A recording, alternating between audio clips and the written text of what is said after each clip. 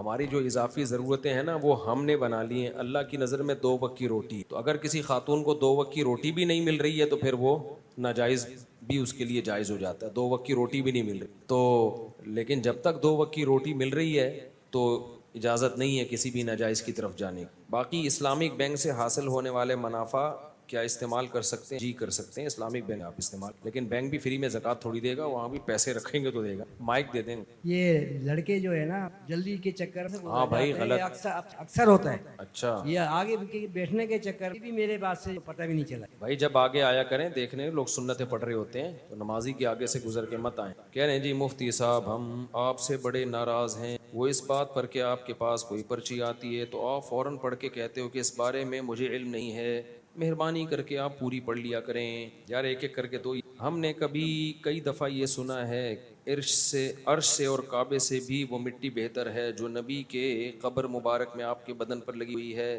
اس پر وضاحت فرما دیں. یہ مسئلہ پورا میں دلیل کے ساتھ نا پورا تیار کر کے جہلم پہنچا تھا کہ انجینئر کے سامنے بیٹھ کے بات کروں گا تاکہ 2 منٹ میں دودھ کا دودھ اور پانی کا پانی ہو. علماء دیوبند کا یہ عقیدہ ہے المہند المفند میں کہ نبی صلی اللہ علیہ وسلم کے جسد اطہر سے جو مٹی ٹچ ہو رہی ہے وہ عرش سے افضل ہے. دیکھو کچھ عقیدے اسلام کے بیسک اور بنیادی عقیدے ہیں. انجینئر نے اس مسئلے میں اتنی دھاندلیاں کی ہیں, اتنی کلابازیاں کھائی ہیں نا کہ وہ میں لے جا کے نا اسی کے سامنے, پہلے تو میں نے اس کے کلپ سنانے تھے کہ تم خود ایک جگہ دعوے پہ ٹکتے نہیں, اتنی لمبی لمبی پھینکی ہے. اس نے کہا یہ عقیدہ علماء دیوبند کا گڑھا ہوا ہے, تو میں نے جہلم میں اس کو پہلے کلپ چلانا تھا کہ یہ عقیدہ علماء دیوبند کا ایجاد کردہ ہے اس کے سامنے کہ آپ نے یہ کہا ہے.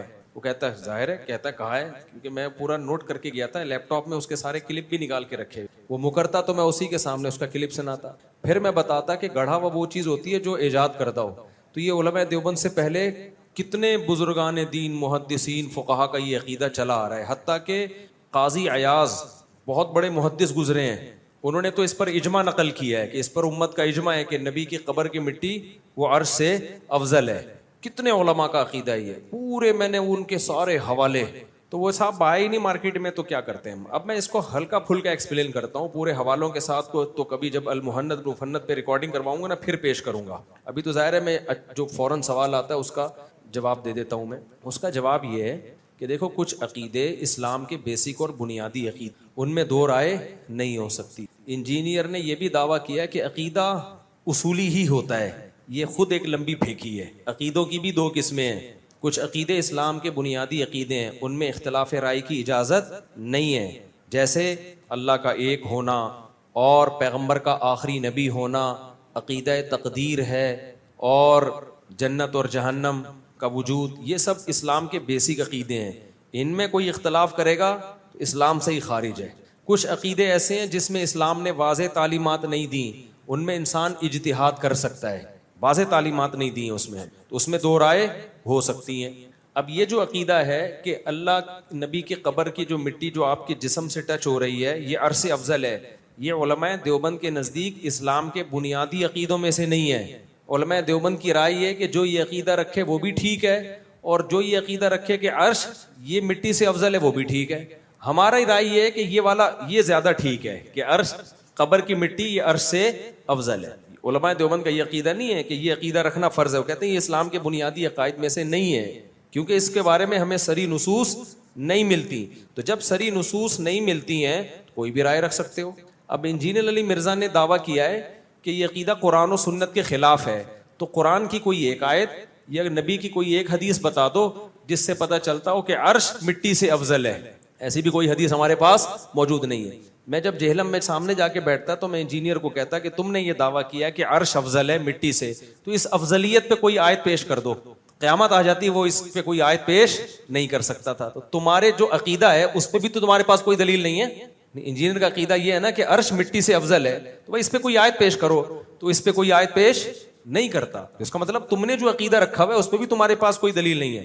پھر میں اس کا لیپ ٹاپ پہ کلپ چلاتا کہ تم نے جو آیت پیش کی ہے نا اس کا بھی ترجمہ ہمیشہ کی طرح تم نے غلط کیا. ڈنڈیاں مارنے اور غلط ترجمے کرنے پر تم چیمپئن ہو. وہ بہت ہوشیار تھا, سامنے بیٹھا نہیں, اس کو پتا تھا یہ بندہ آیا ہے خالی نہیں آیا ہوگا, ٹھیک ہے نا, مال لے کر آیا ہوگا. یہ تو میں لیپ ٹاپ میں اس کا کلپ ہم نے رکھا ہوا تھا اور ساتھیوں کے ذمہ لگائے ہوئے تھے جیسے میں یہ بولوں تو تم نے یہ کلپ چلانا ہے, تو ہم نے سامنے چلانا تھا, کیمرے میں بھی کرنا تھا, یہ آپ کیا ارشاد فرما. تو اس نے وہ والی آیت بھی غلط پڑھی ہے, اذا لبتغوا الی ذی العرش سبیلا, اس آیت کو بھی غلط پڑھا ہے, پروننسیشن یعنی پڑھنے میں بھی ماشاءاللہ غلطیوں کے ماسٹر ہیں, تو اور ترجمے میں بھی گڑبڑ کی ہے.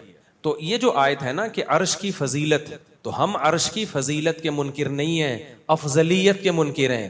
عرش کی فضیلت پر تو قرآن کی بہت ساری آیتیں ملیں گی آپ کو, فضیلت الگ چیز ہے, افضلیت الگ چیز ہے. دیکھو موسیٰ کی فضیلت پر قرآن میں بہت سی آیتیں ہیں یا نہیں ہیں؟ ابراہیم, موسیٰ علیہ السلام اور ابراہیم علیہ السلام کی فضیلت پر قرآن میں بہت ساری آیتیں ہیں یا نہیں؟ افضلیت کے نبی سے بھی افضل تھے, اس پر کوئی ایک آیت بھی ہے بھائی؟ افضل کہتے ہیں دوسرے کے مقابلے میں, یعنی تمام پیغمبروں کے مقابلے میں. ابراہیم علیہ السلام فضیلت والے ہیں, تمام پیغمبروں کے مقابلے میں افضل نہیں ہیں. تمام پیغمبروں کے مقابلے میں افضل محمد صلی اللہ علیہ وسلم ہے. تو عرش کی فضیلت کا کوئی منکر نہیں ہے. کیا عرش قبر کی مٹی سے افضل ہے یا افضل نہیں ہے؟ نہ اس کے نہ ہونے پر کوئی قرآن و سنت میں دلیل ہے, نہ ہونے پر کوئی دلیل ہے. جب نہ ہونے پر ہے نہ ہونے پر ہے تو پھر جو عقیدہ رکھ لو, سمجھ رہے ہو, کوئی بھی عقیدہ اس میں قرآن و سنت کے خلاف نہیں ہے.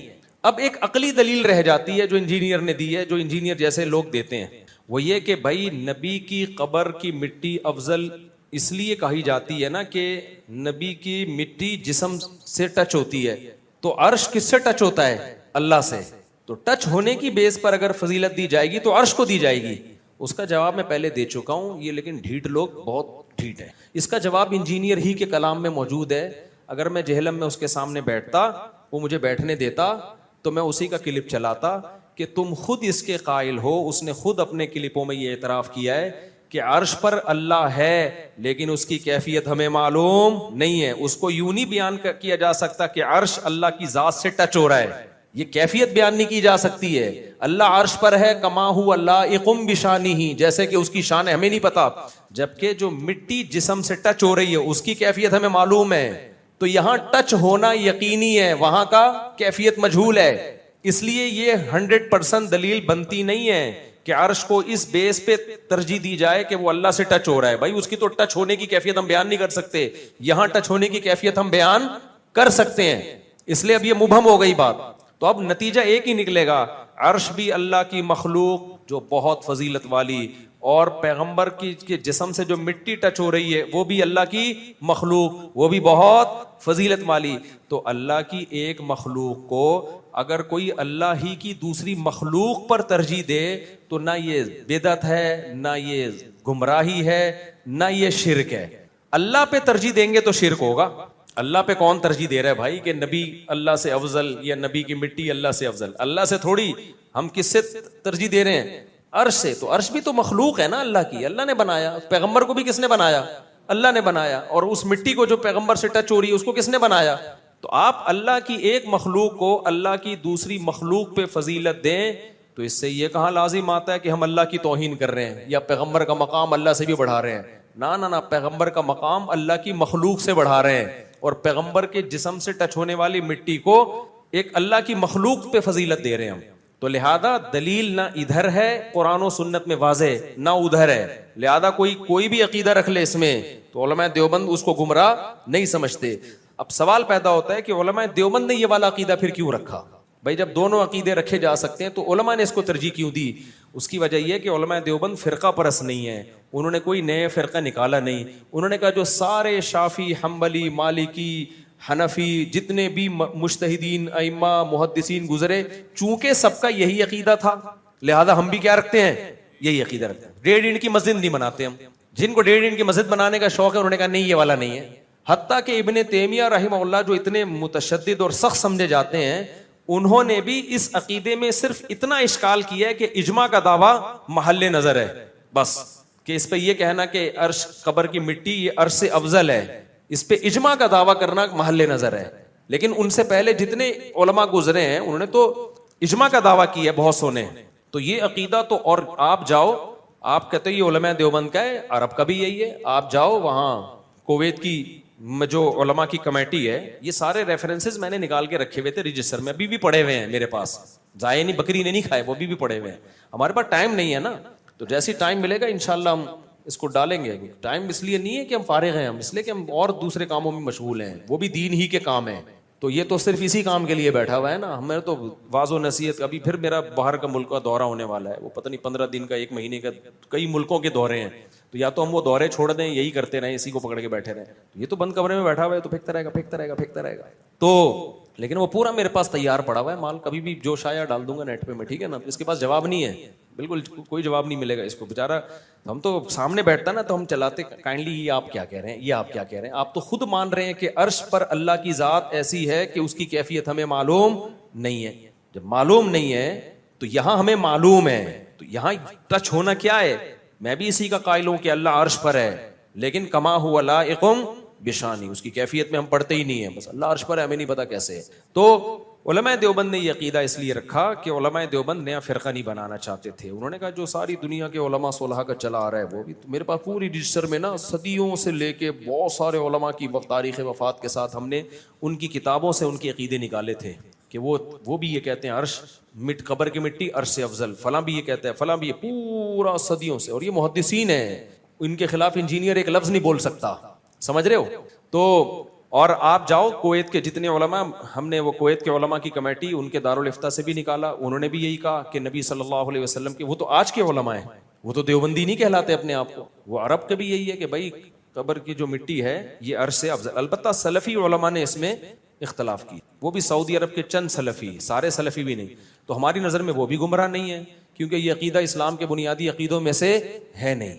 لیکن انجینئر تو اجماع کے لفظ پہ ہی مار کھا جائے گا، کیونکہ اس کا کلپ ہم لے کر گئے تھے، اس نے خود کہا کہ امت گمراہی پہ جمع نہیں ہو سکتی، اجماع خود دلیل ہوتا ہے. تو ہم نے خود اس میں نقل کیا ہے کہ فلاں فلاں صدی کے عالم نے اس پر اجماع نقل کیا ہے کہ اجمعوا، امت کا اجماع اس مسئلے پر. ایک مسئلہ یہ. اسی طرح یہ حیات النبی کے مسئلے میں بہت ڈنڈیاں ماری انجینئر نے. بھائی المہند علی المفند میں یہ لکھا ہوا ہے کہ نبی صلی اللہ علیہ وسلم قبر میں حیات ہیں، دنیاوی زندگی اور برزخی زندگی کے ساتھ. اس پہ اس نے کہا لو دنیاوی کہہ دیا، واہ بہت مذاق اڑایا ہے. تو اس کا کلپ میں خود چلاؤں گا. میں جب گیا تھا نا جہلم، اس کا کلپ لے کے گیا تھا کہ اس نے کہا ہے کہ جسمانی حیات کے ساتھ زندہ ہے. تو آپ کا جو جسمانی کا مطلب ہے وہی ہمارا مطلب دنیاوی سے ہے. سمجھ رہے ہو کہ نہیں سمجھ رہے؟ اصل میں برزخی حیات ہے نبی کی، لیکن اس کو تشبیہ دی گئی ہے دنیاوی حیات سے. کیوں؟ اس لیے کہ اس حیات کا اس جسد اطہر سے تعلق ہے. کس نوعیت کا تعلق ہے یہ ہمیں معلوم نہیں ہے، کیونکہ بہت پاورفل برزخی حیات ہے، اس لیے اس کو دنیاوی سے تشبیہ دی گئی ہے. عین دنیاوی نہیں قرار دیا گیا اس کو. اس پر علماء دیوبند کی تصریحات ہیں کہ عین دنیاوی نہیں ہے، دنیاوی سے تشبیہ دی جا رہی ہے. تو اگر آپ کو اس تشبیہ پر اشکال ہے تو میں انجینئر سوال کروں گا کہ آپ کا کلپ میرے پاس موجود ہے، اس میں آپ کہہ رہے ہو جسمانی حیات کے ساتھ. تو تم جب جسمانی بول دو تو تمہارے اسٹوڈنٹ پی جاتے ہیں، ہم نے دنیاوی بول دیا تو ہم مشرک ہو گئے. بڑے ڈھیٹ اسٹوڈنٹ ہیں یار اس کے، آپ کو بتاؤ بڑے ڈھیٹ ہیں. اصل عقیدہ ہمارا یہ ہے کہ علماء دیوبند اس کو دنیاوی نہیں سمجھتے، دنیاوی جیسی سمجھتے ہیں. جیسی کا مطلب کیا ہے؟ جب ہم کسی کو کسی سے تشبیہ دیتے ہیں تو تشبیہ کا مطلب یہ ہوتا ہے کہ ہم وہ نہیں مان رہے. جیسے دیکھو میں کہتا ہوں زید شیر جیسا ہے، اس کا مطلب میں نے مان لیا کہ شیر نہیں ہے وہ. اگر شیر ہوتا تو میں شیر جیسا کہتا اس کو. شیر کو کبھی کہا جائے گا شیر جیسا؟ تو علماء نے کہہ دیا دنیاوی جیسی. تبھی اردو ترجمہ جو المہند المفند کا چھپا ہے نا، اس میں ہر جگہ یہی ہے کہ دنیاوی کی طرح ہے. تو کی طرح کا مطلب مان لیا کہ دنیاوی نہیں ہے. طرح کیوں کہہ دیا بھائی تشبیہ میں؟ جیسے زید کو جب آپ کہتے ہو شیر جیسا ہے تو اگلا آپ سے پوچھے اس کی تو زید کی تو دم بھی نہیں ہے، زید کی تو نوکیلے دانت بھی نہیں ہے، ہم کہیں گے کس میں تشبیہ دی ہے؟ بہادری میں. تو جب علماء دیوبند نے کہہ دیا کہ وہ دنیاوی کی سی ہے، عربی میں یہ الفاظ نہیں ہے، کیونکہ تشبیہ میں مبالغہ جب کیا جاتا ہے تو تشبیہ کے الفاظ حذف کر دیے جاتے ہیں. جیسے جب میں کہوں زید تو شیر ہے، شیر، اب دیکھو میں یہ نہیں کہہ رہا زید شیر جیسا ہے، میں کہہ رہا ہوں زید کیا ہے؟ شیر. اب اگلا آ کے کہے آپ نے کہا زید شیر ہے، زید کی تو نہ دم ہے نہ وہ دھاڑتا ہے، تو میں کہوں بھائی شیر جیسا ہے. آپ کہیں جیسے کا لفظ تو آپ نے استعمال نہیں کیا. میں کہوں گا بھائی میں تشبیہ میں مبالغہ کر رہا ہوں، بہت بہادر ہے، گویا کہ شیر ہے، لیکن حقیقت میں شیر نہیں ہے. تو علماء دیوبند نے نبی صلی اللہ علیہ وسلم کی قبر میں حیات کو برزخی کہا ہے، لیکن تشبیہ دنیاوی سے دینے کے لیے حرف تشبیہ کو حذف کر دیا تاکہ مبالغہ پیدا ہو. اردو ترجمے میں اس کی وضاحت کر دی ہے کہ دنیاوی کی طرح ہے وہ. اب علماء دیوبند سے آپ پوچھیں کہ آپ نے دنیاوی کی طرح قرار دیا، اس کا مطلب کیا ہے؟ تو علماء دیوبند بتائیں گے بھائی پہلا مطلب تو یہ کہ دنیاوی ہے نہیں، اگر ہوتی تو ہم کی طرح تھوڑی کہتے، برزخی تھوڑی کہتے پھر ہم اس کو، جبکہ انجینئر نے الزام یہ ڈال دیا کہ اس کو دنیاوی مانتے ہیں، گویا موت ہوئی نہیں ہے۔ ابے بھائی تم ہم پر ایسی چیز ڈال رہے ہو جس کے ہمارے اکابر قائل ہے ہی نہیں، کسی کی بات کا مطلب انہی سے پوچھا جاتا ہے نا۔ تو علماء کہیں گے پہلی بات تو یہ کہ وہ دنیاوی ہے نہیں، وہ برزخی ہے، تبھی ہم ورنہ دنیاوی سے تشبیہ نہ دیتے۔ دوسرا سوال پھر ہم علماء دیوبند سے پوچھتے ہیں کہ حضرت پھر آپ نے تشبیہ کیوں دی ہے؟ جب دنیاوی نہیں ہے تو دنیاوی سے تشبیہ کیوں دے رہے ہو؟ تو جب دیکھو کوئی شخص کہتا ہے نا زید شیر جیسا ہے، تو آپ زید سے جا کے پوچھو گے کہ شیر سے تشبیہ کیوں دے رہے ہو، تو وہ جواب میں کہے گا، ایکسپلین کرے کہ بہادری میں شیر کی طرح ہے، تو اس کی ایکسپلینیشن کو مانو گے یا ڈھنڈورا پیٹو گے؟ جھوٹ بول رہا ہے، غلط کہہ رہا ہے، مانو گے نا کہ یار اچھا ویل ڈن، زبردست، شیر جیسا مطلب بہادر، ویل ڈن، بالکل بہترین تشبیہ دی آپ نے۔ تو علماء دیوبند سے پوچھا جائے آپ نے دنیاوی سے تشبیہ کیوں دی، تو ہمارے پاس اس کے دو جواب ہیں، ایک انجینئر کو دینے کے لیے، ایک پبلک کو دینے کے لیے۔ انجینئر کو دینے کے لیے تو آسان جواب ہے کہ تو نے جسمانی سے تشبیہ کیوں دی، صحیح ہے نا، تو وہ جو تشبیہ تو جسمانی کے، انجینئر نے کہا ہے کہ وہ برزخی ہے، جسمانی ہے، تو تیرا جو جسمانی کا مطلب ہے وہ کیا مطلب ہے تو بتا دے، ہم دنیاوی کا مطلب تجھے خود بتا دیں گے، تو جو مردی پھینکتا رہے بیٹھ گئے تجھ سے کوئی پوچھنے والا نہیں ہے تو وہ تو قیامت آ جائے گی الٹا لٹک جائے گا، جواب نہیں دے گا، اور جو جواب دے گا وہی علماء دیوبند کا بھی جواب ہوگا کہ تو جب اس کو جسمانی سے تشبیہ دے سکتا ہے تو ہم نے اس جسمانی کے بجائے دنیاوی کا لفظ استعمال کر لیا، کیونکہ دنیا میں جسم کے ساتھ حیات ہوتی ہے، سمجھ رہے ہو؟ تو تعبیر کا فرق ہے۔ دوسرا جو علمی جواب ہے وہ یہ ہے کہ دنیاوی سے تشبیہ پاور، طاقتور ہونے میں دی ہے۔ دیکھو برزخ میں ہر ایک کو زندگی ملتی ہے، کافر کو بھی ملتی ہے، تبھی تو اس کو عذاب کا احساس ہوتا ہے، اگر بالکل ہی مردہ ہو گیا ہوتا تو نہ عذاب ہوتا، کافر کو تو ثواب نہیں ہوتا ہی نہیں عذاب کا، اور مسلمان کو قبر میں کیا ملتا ہے؟ نعمتیں ملتی ہیں، تو یہ حیات ہی کے تو اثر ہیں، بالکل گمسم ہو جانا، مر کے بالکل فنا ہو جانا، یہ تو کافروں کا عقیدہ ہے۔ ہم تو کہتے ہیں برزخ میں انسان کو حیات ملتی ہے، جیسے فرعون کو بھی حیات ملی ہے برزخ میں، اللہ کہتے ہیں پانی میں گیا، داخل کہاں ہوا ہے؟ آگ میں۔ اب جہاں فرعون کی لاش رکھی ہوئی ہے یہ فرعون کی قبر ہے جو لوگ دیکھنے کے لیے جاتے ہیں، اللہ کہتے ہیں ہے تو یہ قبر، لیکن یعرضون علیہا غدوا وعشیا، صبح و شام اس کو آگ میں جلایا جا رہا ہے، تو آگ میں جلانے کا احساس مردوں کو ہوگا یا زندوں کو ہوگا؟ زندے کو ہوتا ہے، مردے کو تھوڑی ہوتا ہے، تو اس کا مطلب وہاں ایک الگ قسم کی زندگی ملی ہوئی ہے فرعون کو، جس زندگی کی وجہ سے اس کو جلنے کا تکلیف محسوس ہوتی ہے۔ تو کافر کو بھی زندگی ملتی ہے، مسلمان کو بھی زندگی ملتی ہے، شہید کو بھی زندگی ملتی ہے، پیغمبروں کو بھی زندگی ملتی ہے، تو جیسے جیسے آپ کا درجہ بلند ہوگا یہ زندگی پاورفل ہوتی چلی جائے گی۔ تو پیغمبروں کو سب سے زیادہ پاورفل زندگی ملتی ہے برزخ میں، اس پاور اور طاقت کی وجہ سے اس کو تشبیہ کس سے دی ہے؟ دنیاوی سے، یہ بتانے کے لیے کہ نبی صلی اللہ علیہ وسلم کو جو قبر میں حیات ملی ہے اس حیات کا اس جسم سے بہت پاورفل تعلق ہے، کمزور تعلق نہیں ہے، بہت پاورفل، اور پاورفل تعلق تو دنیاوی زندگی میں ہوتا ہے، اس لیے اس کو دنیاوی سے تشبیہ دے دی کہ بہت طاقتور تعلق ہے، وہ کمزور تعلق نہیں ہے، اور اسی قبر اطہر میں اس کا تعلق ہے۔ اس تعلق کی نوعیت کیا ہے، قسم کیا ہے، یہ ہمیں معلوم نہیں ہے۔ اس کی مثال ہے قرآن کہتا ہے شہداء زندہ ہیں لیکن تمہیں شعور نہیں ہے، تو جب شہید زندہ ہوگا تو پیغمبر زندہ نہیں ہوں گے قبر میں؟ شہید، پیغمبر کا مقام شہید سے کم ہوتا ہے، زیادہ ہوتا ہے، تو پیغمبروں کی یہ حیات دلالت النص سے ثابت ہے۔ تو اس لیے علماء دیوبند کا عقیدہ کیا ہے بھائی؟ پیغمبروں کی زندگی قبر میں برزخی ہے، تشبیہ کس سے دی جا رہی ہے؟ دنیاوی کی طرح ہے، وہ جس کو انجینئر نے تشبیہ دی ہے جسمانی ہے، تو تم جب تشبیہ دو تو کوئی تم پوچھنے والا نہیں ہے، ہم تشبیہ دیں، اور ہم وہ تشبیہ دے رہے ہیں جو علماء اکابر دیتے آئے ہیں صدیوں سے۔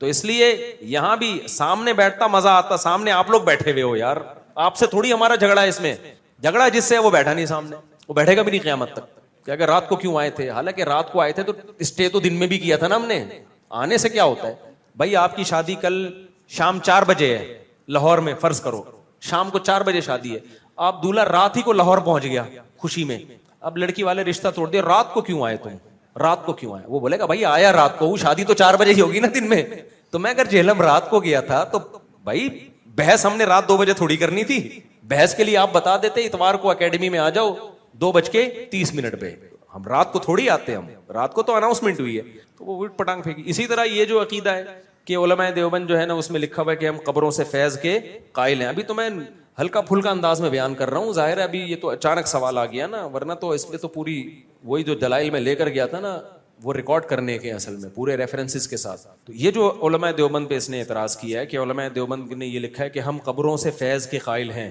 اس طریقے پہ نہیں جو عوام کا طریقہ ہے, اس طریقے پہ جو خواص کا ہے. تو دیکھو یہ کہتا ہے دیکھو علماء دیوبند بھی قبروں سے مدد مانگنے کے, بھائی کس نے لکھا ہے کہ استمداد کے قائل ہیں؟ استمداد مدد طلب کرنا قبروں سے الگ چیز ہے, فیض الگ چیز ہے. اور آگے علماء نے بیان کر دیا دیکھو جب بھی کسی سے فیض حاصل کیا جاتا ہے اس کی دو قسمیں, ایک اسباب کے تحت اور ایک اسباب سے ہٹ کے. اسباب کے تحت جب آپ کسی سے فیض حاصل کرتے ہو یہ شرک نہیں ہے. شرک ہمیشہ اس کو کہا جاتا ہے تو اسباب سے ہٹ کرو. جیسے مدد مانگنا یہ بھی تو ایک فیض ہے نا, میں آپ سے مدد مانگتا ہوں پانی لے کر آؤ, آپ اسباب کے تحت چلتے ہوئے جاؤ گے, کولر سے نلکے سے پانی کھولو گے لے آؤ گے, یہ شرک کہلائے گا کیونکہ یہ اسباب کے تحت آ رہا ہے. اور ایک ہے اسباب سے ہٹ کے, طوفان آ گیا, قحط پڑا ہوا ہے, کوئی پانی کا نظام نہیں ہے, اب اللہ سے مانگا جائے گا. اب مخلوق سے مانگو گے اس کا مطلب آپ مخلوق کو مختار کل سمجھتے ہو, یہ شوں کر کے لے آئے گا. تو یہ غیر اللہ کی مدد یا یہ فیض یہ اسباب سے ہٹ کر ہے. تو علماء دیوبند نے لکھا ہے کہ قبروں سے اس فیض کے قائل نہیں ہے جو عوام جس کے قائل ہے. عوام اسباب سے ہٹ کے فیض کی قائل ہے. عوام یہ سمجھتی ہے کہ ان مردوں کو اللہ نے اختیارات دے رکھے ہیں, جب بھی ان کو پکارا جائے گا یہ بزرگ ہماری حاجت پوری کریں گے. اگر علماء دیوبند کا یہ عقیدہ ہوتا تو توحید کے سب سے بڑے علمبردار علماء دیوبند نہ ہوتے. کبھی کسی دیوبندی کو دیکھا قبروں سے جا کے مانگ رہا ہے؟ اور اگر آپ کتابوں کے ریفرنس دے دو نا, انجینئر صاحب ہو سکتا ہے فلاں دیوبندی قبر پہ مانگ رہا تھا, تو بھائی ہم اس کے پابند نہیں ہے, غلط کر رہا تھا ہم سے پوچھ کے تھوڑی کر رہا ہے. یہ تھوڑی کہ کوئی بھی دیوبندی اٹھ کے کچھ بھی کر لے تو آپ علماء دیوبند کو بدنام کرنا شروع کر دو. جو مہند علی المفند کا عقیدہ ہے اس کے مطابق قبر سے مانگنا حرام ہے. تبھی میں تو علماء دیوبند کا بہت ہی ادنا سا شاگرد ہوں, کبھی آپ نے ہمیں دیکھا قبروں سے مانگتے ہوئے؟ تبلیغی جماعت تو علماء دیوبند کی بنائی ہوئی جماعت ہے نا, کبھی ان کو دیکھا قبروں سے مانگتے ہوئے؟ تو اس میں لکھا ہوا ہے کہ اس طریقے پہ نہیں جس طریقے پہ عوام قائل ہے. عوام اسباب سے ہٹ کے قائل ہے, ہم اس فیض کے قائل ہیں جو اسباب کے تحت, اور اسباب کے اندر قبر کا فیض یہ قرآن و سنت سے ثابت ہے. اب دیکھو حضرت عمر رضی اللہ تعالیٰ عنہ نے وصیت کی, حضرت عائشہ سے سفارش کی مجھے کہاں دفن کیا جائے؟ نبی کے ساتھ. کیوں؟ تاکہ نبی کی قبر پہ جو اللہ کی رحمتیں پڑیں گی وہ مجھ پہ بھی ہوں. تو یہ بھی تو قبر کا فیض ہے. سمجھ میں آ رہی؟ آدمی کے ساتھ ہم دفن ہو تاکہ اس قبر کا فیض ملے. فیض ملنے کا مطلب کیا ہے آپ کو نہیں پتا, ہم سے پوچھو. فیض ملنے کا مطلب جو اسباب کے تحت جو اللہ دے گا, یہ بزرگ نہیں دیں گے کہ بھائی اللہ ان کی قبر پہ جو رحمت بھیجے گا وہ رحمت ہماری قبر پہ بھی ہوگی. تو یہ بھی تو فیض کی ایک قسم ہے. ہم اس قسم کے قائل ہیں جو اسباب کے تحت ہو, جو اسباب سے ہٹ کر ہے اس فیض کے ہم قائل نہیں ہیں جو شرک کی طرف انسان کو لے کے جاتا ہے. سمجھتے ہو کہ نہیں سمجھتے؟ اسی طرح حدیث میں آتا ہے فزورها فانها انی نہیتکم عن زیارت القبور فزورها فانها تذکر الاخرہ. قبروں کی زیارت کیا کرو, اس سے آخرت کی یاد تازہ ہوتی ہے. تو ہم قبرستان فیض حاصل کرنے کے لیے جاتے ہیں, وہ فیض ہمیں کیا ملتا ہے؟ آخرت کی یاد تازہ ہوتی ہے. یہ فیض ہے یا نہیں ہے؟ یہ بھی تو فیض ہے. جب آپ قبر پہ جاؤ گے کون یاد آئے گا؟ تو یہ اسباب کے تحت فیض ہے. تو علماء دیوبند اس فیض کے قائل ہیں جس کی کوئی لاجک ہو اور اسباب کے تحت ہو. جو اسباب سے ہٹ کے فیض ہے اس کے ہم قائل نہیں ہیں. ہوتے تو ہم قبروں میں جاتے ہیں, ہم تو قبروں سے روکتے ہیں لوگوں کو. ہم تو شب برات میں نہیں جانے دیتے جب ساری دنیا جا رہی ہوتی ہے. نہیں آئی بات میرا خیال ہے. میں نے تو فالج والے کا واقعہ سنا ہے نا, میرے پاس آیا کہ میرا آدھا دھڑ فالج زدہ ہے, میں ایک بزرگ کی قبر پہ جانا چاہ رہا ہوں. تو مجھے بہت لوگوں نے کہا مزار پہ جاؤ گے تو یہ ہو جائے گا. میں نے کہا جس کی قبر پہ جاؤ گے ان کے تو دونوں دھڑ کام نہیں کر رہے, وہ تمہارا آدھا دھڑ کیسے ٹھیک کریں گے؟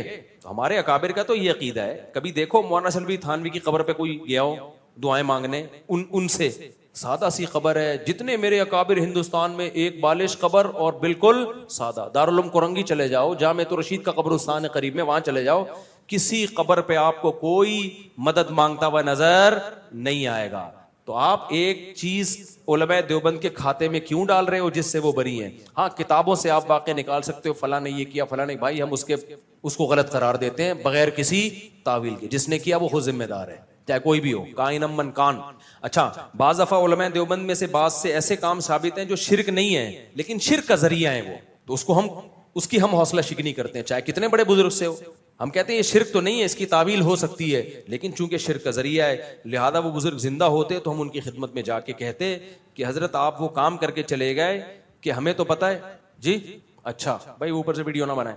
تو ہم جو ہے نا ان سے یہ کہتے, بزرگ زندہ ہوتے ہم کہتے حضرت آپ نے جو کام کیا ہے یہ اگرچہ شرک نہیں ہے لیکن شرک کا ذریعہ ہے, تو کائنڈلی آپ یہ کام نہ کریں. ہم ان کا مذاق نہ اڑاتے. مذاق اس لیے نہیں اڑاتے کہ کسی بھی شخص کے اچھے اور برے ہونے کا فیصلہ 2-4 باتوں سے نہیں کیا جاتا. اللہ بھی نہیں فیصلہ کرے گا, اللہ بھی اعمال کو تولے گا. ہمارے بعض اکابر ایسے ہیں ساری زندگی توحید کی دعوت میں گزری, 2-4 کام ان سے ایسے ہوئے کہ وہ بے-احتیاطی پر مبنی تھے. وہ زندہ ہوتے تو ہم کہتے حضرت یہ نہیں کرنے کا کام, لیکن ان 2 بے احتیاطیوں کی وجہ سے ہم ان کو مشرک, کافر, بدعتی, گمراہ کہنا شروع کر دیں. یہ آپ کا حوصلہ ہے, کیونکہ آپ کے یہاں اکابر ہوتے نہیں ہیں, روحانی باپ ہوتے نہیں ہیں. جن کے یہاں ہوتے ہیں وہ اتنی جلدی باپ سے دستبردار نہیں ہو جاتے. لوگ کہتے ہیں نا کہ جب کوئی بدعتی یہ کام کرے تو آپ اس کی تعویل نہیں کرتے, اور آپ کے بزرگ کریں تو تعویل کرتے ہو. بھائی ہمیں پتہ ہے ہم جس بزرگ کے بارے میں تعویل کرنے وہ توحید پرست تھے, ساری زندگی توحید کی دعوت دی. اس سے ایک کام اگر احتیاط کے خلاف ہوگا اس کی تعویل کی جائے گی. اور جو بدعتی ہے وہ تو اپنی قول کی تعویل پہ خود ہی راضی نہیں ہے, وہ تو راضی نہیں ہے.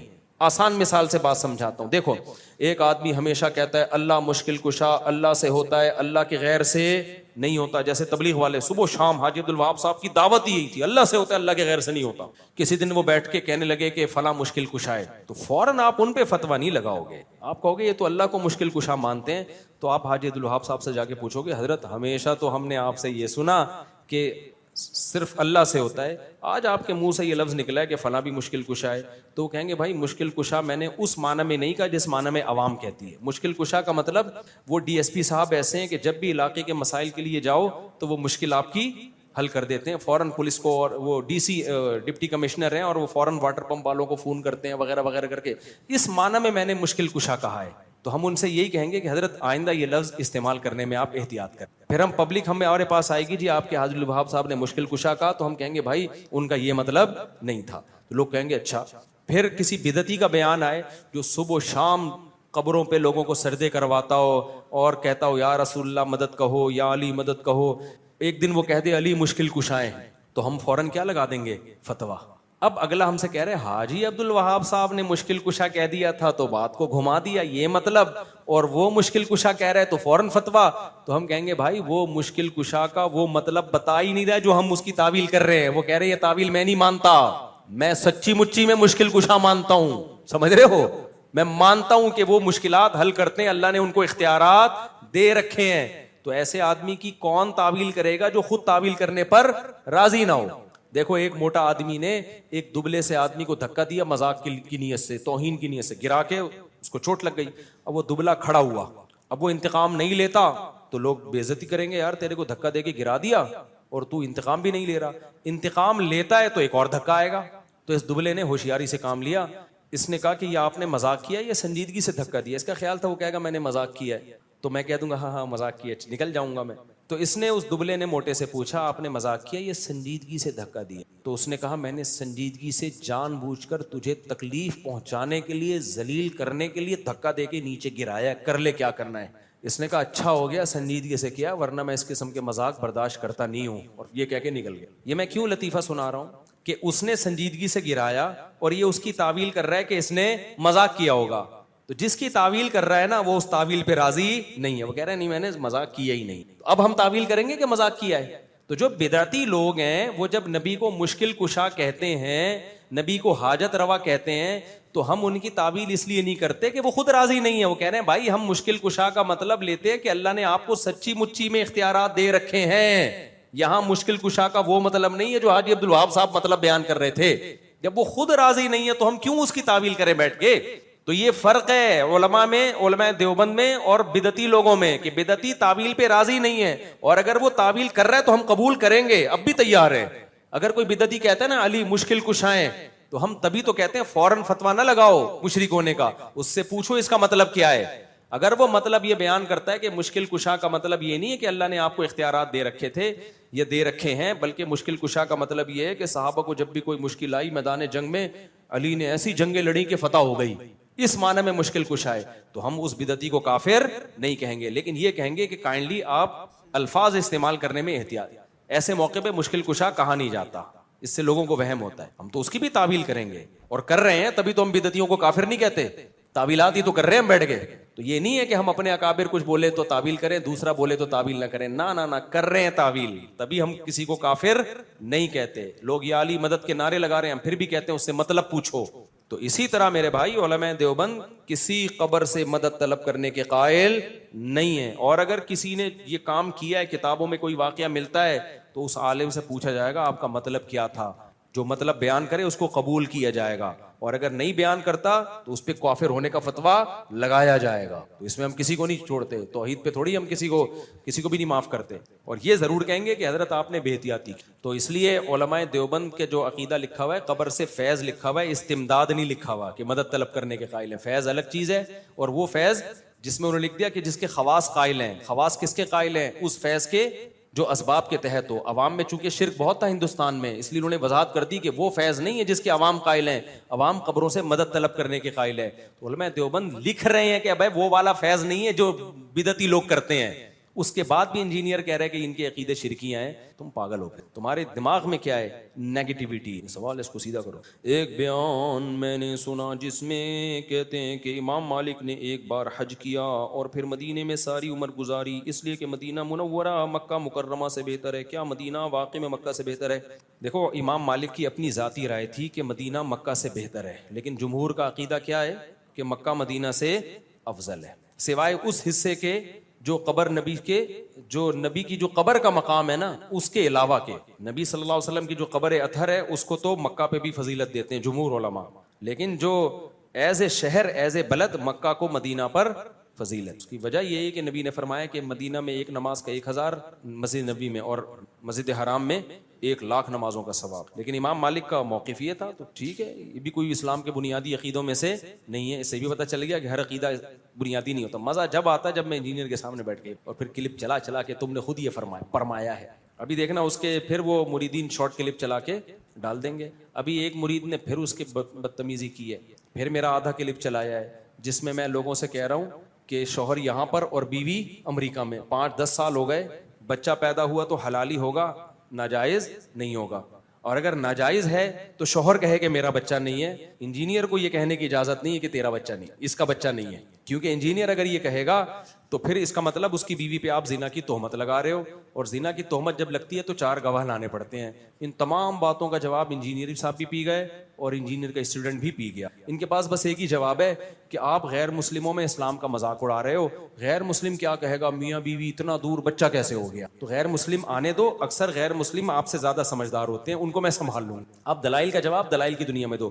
بخاری کی صحیح حدیث ہے جس میں آتا ہے کہ زانی کا بچہ نہیں ہوگا، اس میں یہ تھوڑی ہے کہ اگر زانی کا ہے تو ہوگا، نہیں ہے تو نہیں۔ صاف حدیث میں کیس آیا ہے کہ زنا سے بچہ پیدا ہوا، نبی نے فرمایا نہیں، پھر بھی کس کا ہوگا؟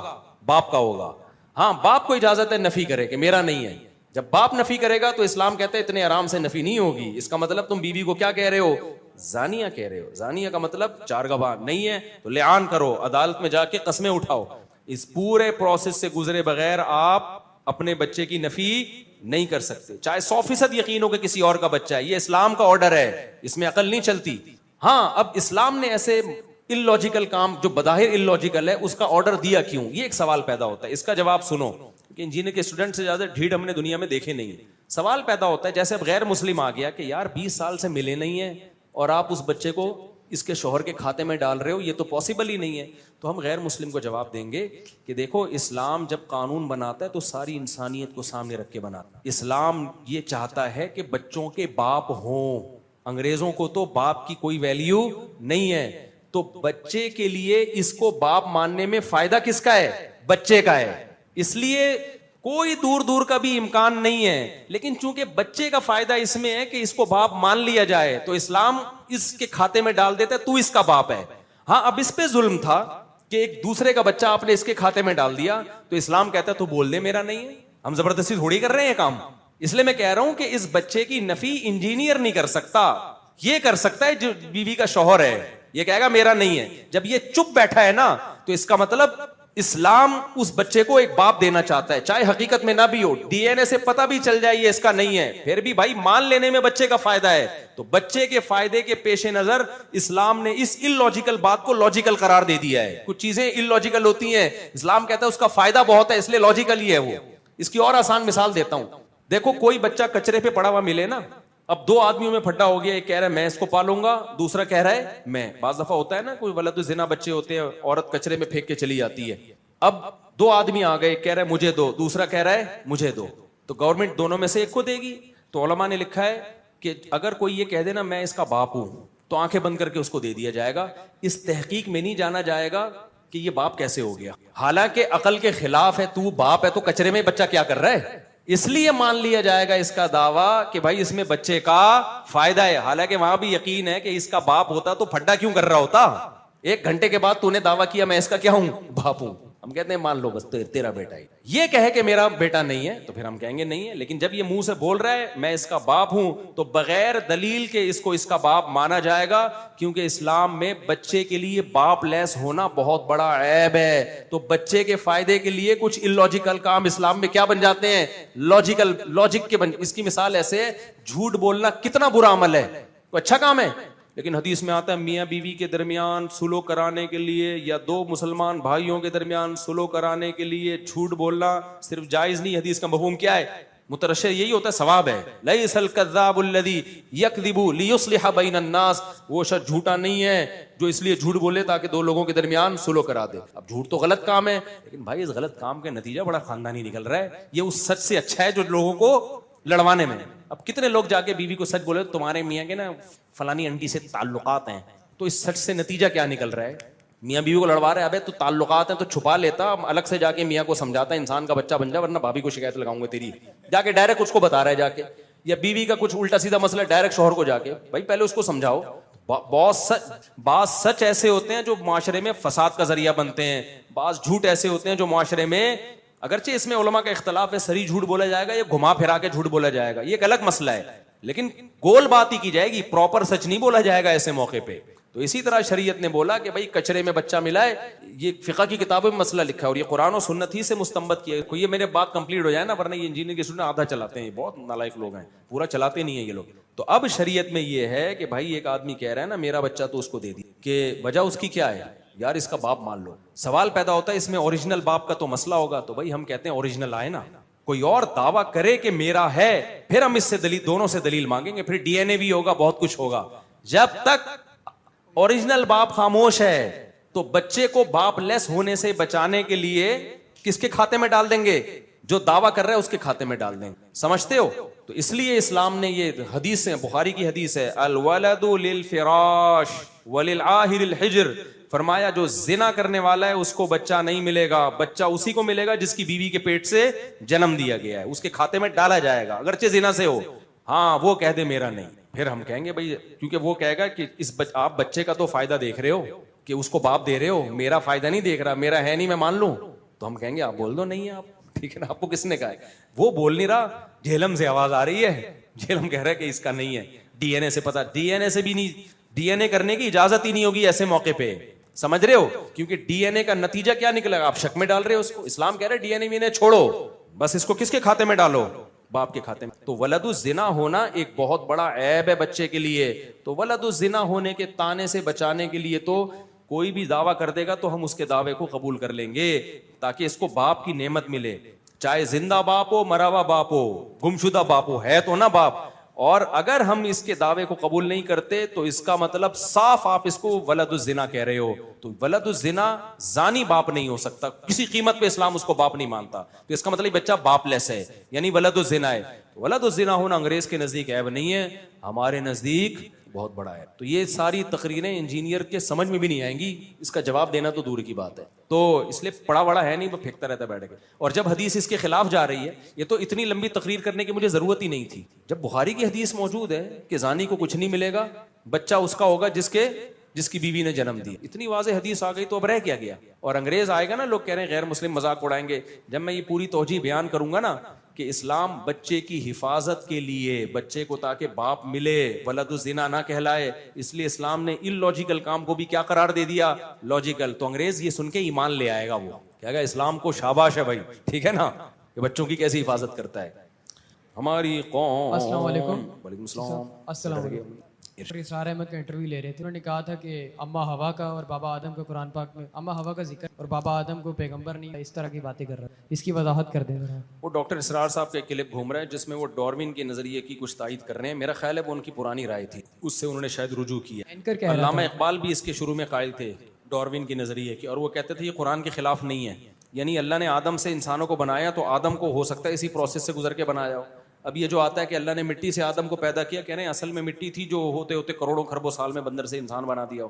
تو یہ بعض لوگوں کی رائے رہی ہے, لیکن یہ عقل سے بھی بعید ہے اور قرآن سے بھی بہت بعید ہے. تو اگر ڈاکٹر اسرار صاحب آخر تک اس رائے پہ قائم تھے تو ہم کہیں گے غلط تھی رائے ان کی, اور اگر رجوع کر لیا تھا تو رجوع کر لیا. اب اس کو کرنا کیا ہے ہم نے؟ اب اینکر تو کرتا ہے نا, اینکر کا تو کام ہے, بہت کیا کریں. اچھا میرے بھائی, ہماری قوم میں بدھ کے دن اگست کے مہینے میں سفید چاول بناتے ہیں. ایک بار نبی بیمار ہوئے اور بیویوں نے چاول بنایا اور آپ کو صحت دی. نبی کے دور میں چاول تھے, ہوں گے ادھر ادھر دوسرے ملکوں میں ہوں گے, صحابہ سے چاول کھانا کہیں ثابت ہی نہیں ہے. یہ چاول تو بات کی یا دوسری قوموں کی خوراک ہے. نبی نے جو خوراکیں کھائی ہیں گوشت, اونٹ کا زیادہ اور بکرے کا, گائے کا بھی ہوتا تھا لیکن کھایا ہوگا واللہ عالم, لیکن جو زیادہ آپ نے کھایا ہے وہ اونٹ کا گوشت اور بکرے کا, دمبے کا, بکرے کا, اونٹ کا, اور گوشت خور نبی تھے ہمارے. اور دوسری چیز جو آپ نے کھائی ہے اناج میں جو, جس میں شوگر لیول سب سے کم ہوتا ہے. ہماری نبی کی زندگی شوگر فری تھی, اور ہم کھاتے ہیں گندم جس میں شوگر لیول سب سے زیادہ. تو ہمارے نبی نے زیادہ زندگی میں کیا کھائی ہے؟ جو کھائی ہے, سمجھتے ہو. اور تیسری چیز کھجوریں کھائی ہیں بہت زیادہ. بہت زیادہ کا مطلب زیادہ تر خوراک کھجوریں. اور چوتھی دودھ میں اونٹنی کا دودھ اور بکری کا دودھ, اور وہ بھی تازہ گرم کر کے نہیں, بوائل کر کے نہیں, دودھ دھویا اور پیا. اور وہ دودھ کھانے کی جگہ استعمال کیا ہے. ایسا نہیں ہوتا تھا اس زمانے کے میں 2 پراٹھے کھا کے پھر آپ ایک گلاس دودھ پی رہے, یعنی بھوک لگی ہے نا شدید اور پیاس لگ رہی ہے تو آپ نے دودھ پی لیا تاکہ پیاس بھی بجھ جائے اور پیٹ بھی بھر جائے. تبھی حدیث میں آتا ہے کہ کوئی کھانا ایسا نہیں ہے جو پانی کا بھی قائم مقام ہو. دودھ ایک ایسا کھانا ہے, بخاری کی حدیث یا مسلم کی حدیث ہے, کہ جو پینے کے بھی قائم مقام اور کھانے کے بھی. اور دودھ فائدہ جب ہی پہنچاتا ہے جب شدید بھوک میں دودھ ہی پیو, پھر دیکھو کیسا ٹھا کر کے لگے گا باڈی کو.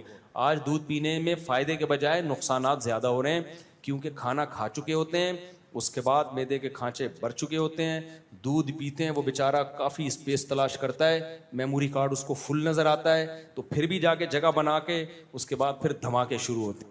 پتہ چل جاتا ہے کہ یہ بھینس کا دودھ, ماحول خراب ہوتا ہے انوائرمنٹ کے لیے. اب زیادہ میں نہیں مسجد ہے. حق مہر کی رقم کا کیا کرنا چاہیے؟ بیوی کو دے دینا چاہیے. اس کا وہ کیا کرے, وہ بیوی کی مرضی ہے. جو بیوی کے پوچھنے کا سوال ہے آپ کیوں پوچھیں؟ عورت پوچھے مجھے اتنے پیسے ملے میں کیا کروں اس کو. اچھا بیوی کا سوال ہے, بھائی ان کو ملے پیسے ملے ہیں, جب پیسے ملتے ہیں تو کیا کرتے ہیں؟ اگر زیادہ بڑی رقم ہے تو خواتین کو چاہیے کہ وہ پراپرٹی لے لیں, لیکن پراپرٹی لینے میں یہ بڑے مسائل ہیں یار. شوہر کو پکڑا دیں گی, وہ برباد کر دے گا. شوہر کو تو کبھی نہ دیں, اپنے ابا کو بھی نہ دیں, اپنے بھائی کو بھی نہ دیں. عورت کا پیسہ اس کے باپ بھائی اور میاں برباد کر, زیادہ تر یہی ہوتا ہے. ان سے بچائیں, اکثر یہی ہوتا ہے. اس کا حل, عورت کا بزنس بیچاری برباد کر دے گی 1 مہینے میں شاید, اس کو دے دیں, اس کو بولو گولڈ لے کے رکھ لو اپنے پاس, سونا لے کے رکھو, بس کافی ہے, آڑے وقت میں کام آ جائے گا. جب جیسے کوئی سونگ وغیرہ ہوتے ہیں اس میں سونگ وغیرہ, تو اس میں کچھ الفاظ ایسے اور سننے والے کے دیکھو سانگ میں, گانے میں جو کفری الفاظ ہیں نا, اس میں ہمارے ہاں لوگ وہمی بہت ہیں. شاعری میں مبالغہ آرائی کی جاتی ہے. شاعری کا وہ مطلب نہیں ہوتا کہ آپ ایز اٹ از اس کا ترجمہ کر لو, اس میں تعویل کرنی چاہیے. شاعری میں ناز بھی ہوتا ہے, شکایتیں بھی ہوتی ہیں. علامہ اقبال نے شکوہ لکھا تھا نا, اللہ سے شکایتیں کی تھی کہ اللہ مسلمانوں کا تو نے بیڑا غرق کر کے رکھا ہوا ہے, جو نماز بھی پڑھتے ہیں, اور وہ غیر مسلموں کو تو نے اتنا نوازا ہے. تو اب جو صحیح علماء تھے وہ تو سمجھتے تھے کہ یار یہ ایک ناز ہے. جو تھوڑے کچے ذہن کے تھے انہوں نے فوراً علامہ اقبال پہ کفر کا فتویٰ لگا دیا کہ ابے یہ تو اللہ کو ڈی ویلیو کر رہے ہیں, معاذ اللہ. بھائی وہ شاعری تھی. پھر علامہ اقبال نے جواب شکوہ لکھا, اللہ کی طرف سے جواب دیا کہ تم کدھر پڑھتے ہو نماز, باتیں کر رہے ہو, ٹھیک ہے نا.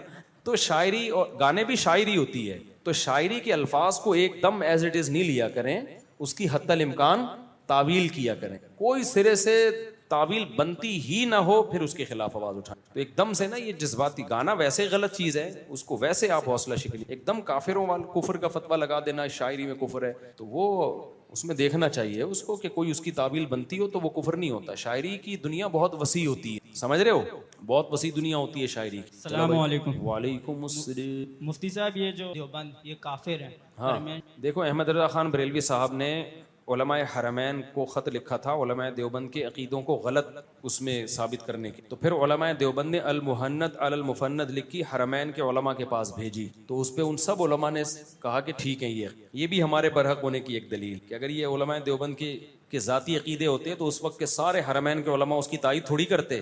انجینئر علی مرزا نے یہ بھی کہا کہ اس وقت کے علماء بدعتی تھے, بس تم ہی ایک دنیا میں ٹھیک ہو, جو چیز تمہارے خلاف جائے گی وہ سارے کیا تھے, بدعتی تھے. میں نے بتایا کویت کے پوری جو مجمع جو کویت کا ہے وہ اس کا نام میرے ذہن سے نکل گیا, پوری علماء کی کمیٹی ہے کویت کا, اس لیے نام لے رہا ہوں کہ وہ تو میں نے سرچنگ میں آ گیا نا, ورنہ تو جامعہ ازہر میں آپ جائیں گے وہاں بھی آپ کو یہ ملے گا, تو کہیں بھی جائیں گے دنیا میں یہ تو انجینئر نے بیٹھ کے, اور اگر کوئی عقیدہ نہیں بھی رکھتا, جیسے سعودی عرب کے بعض سلفی ہیں ان کا یہ عقیدہ نہیں ہے, وہ بھی ٹھیک ہے, اس کو تو انجینئر نے ایشو بنایا ہے. سمجھتے ہو کہ نہیں سمجھتے؟ ہماری نظر میں بنیادی عقیدوں میں سے نہیں ہے.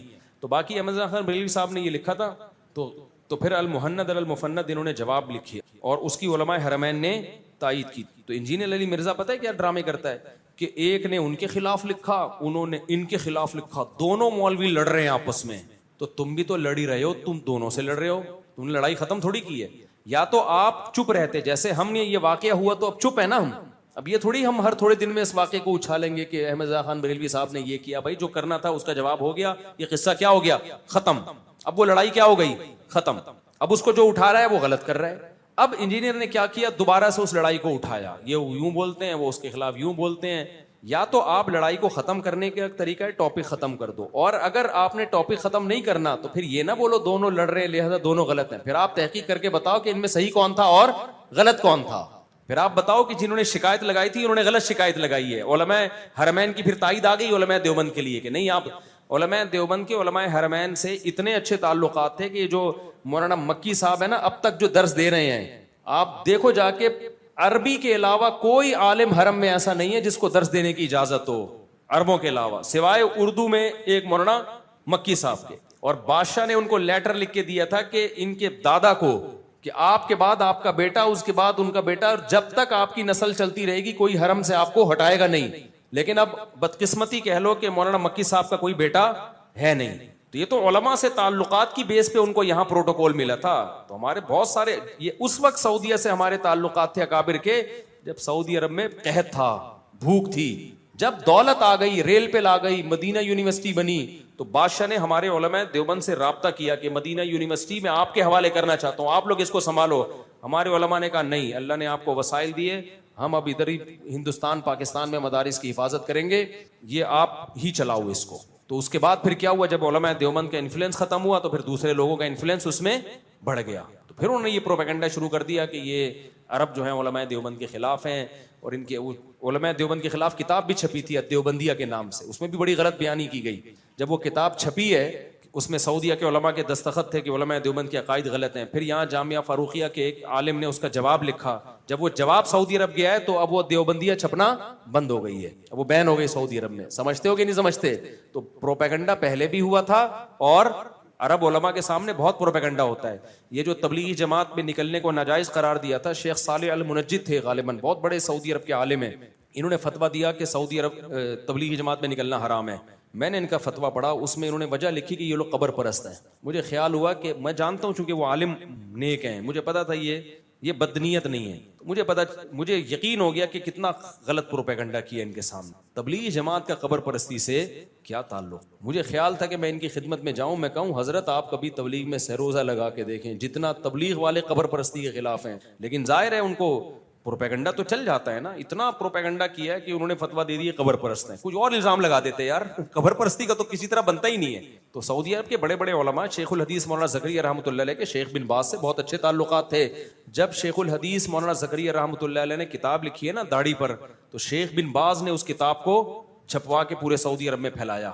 بذل المجہود جو شیخ الحدیث کی شرح ہے ابو داؤد کی, آج بھی سعودی عرب کی کتب خانوں میں آپ کو ملے گی. تو علماء سعودیہ کے جو ہے وہ ویسے بھی حنبلی ہیں, وہ کوئی غیر مقلد تھوڑی ہیں یا اہل حدیث تھوڑی ہیں, وہ تو حنبلی ہیں ویسے بھی. تو لیکن ہم اہل حدیث کو بھی گمراہ نہیں سمجھتے, اس کی میں کئی بار ڈیٹیل بتا چکا ہوں کہ اہل حدیث کے بارے میں ہمارا موقف کیا ہے. لیکن اتنی بات ضرور ہے کہ علماء دیوبند کے خلاف پروپیگنڈا بہت ہوا, کیونکہ جو کام کر رہا ہوتا ہے نا, قادیانیت کے خلاف کام ہم نے کیا, یہاں پہ پرویزی فرقے کے خلاف کام ہم نے کیا, دفاع صحابہ میں ہم نے کام کیا, سارے میدانوں میں کام. آپ کو سب سے زیادہ, میں دوسروں کی نفی نہیں کر رہا, لیکن ہر میدان میں آپ کو صف اول میں کون ملے گا؟